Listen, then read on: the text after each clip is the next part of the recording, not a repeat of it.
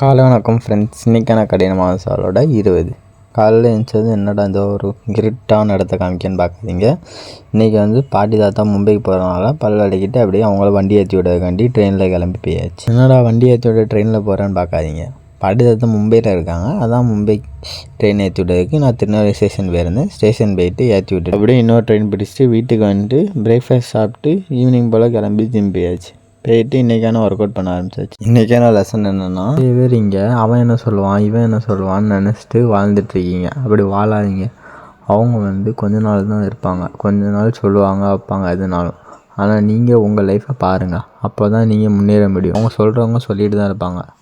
அப்படியே இன்றைக்கான ஒர்க் அவுட்டை முடிச்சுட்டு அப்படியே வீட்டுக்கு பார்த்தா இந்த பக்கத்து வீட்டு பிள்ளை வந்திருந்தா குளிச்சு கூட அப்படியே விளாண்டுட்டு இன்றைக்கி அப்புறமா உட்காந்து பைபிள் ரீட் பண்ண ஆரம்பித்தாச்சு. பைபிள் ரீட் பண்ணி முடிச்சுட்டு இன்றைக்கான 4 லிட்டர் தண்ணி குடிச்சு முடிச்சுட்டு நாளை முடிச்சாச்சு. நாளைக்கு சந்திப்போம் நண்பர்களே.